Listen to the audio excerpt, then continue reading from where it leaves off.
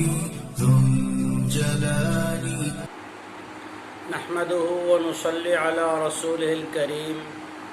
أعوذ بالله من الشيطان الرجيم. بسم الله الرحمن الرحيم. وإذا قيل لهم لا تفسدوا في الأرض قالوا إنما نحن مصلحون ألا إنهم هم المفسدون ولكن لا يشعرون.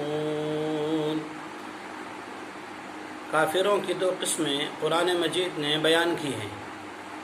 پہلی قسم اوپر ان الذین کفروا سے ان کافروں کی تھی جنہوں نے اپنے کفر کو سب کے سامنے ظاہر کر دیا اور کفر ہی پر قائم رہنے کا اصرار بھی انہوں نے اپنا ظاہر کر دیا نہ مان کر.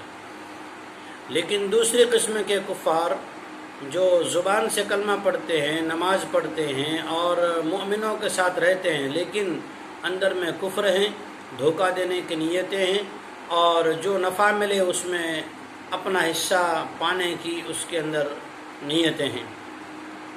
ان کے صفات میں سے ایک یہ بھی بری صفت ہے کہ جب ان سے وَإِذَا قِيلَ لَهُمْ لَا تُفْسِدُوا فِي الْأَرْضِ، جب ان سے کہا جاتا تم فساد نہ کرو، جھگڑے مت کراؤ، یہاں کی بات وہاں، وہاں کی بات یہاں، جو ہے یہ چغلیاں مت کرو، اس سے فساد ہوتا ہے.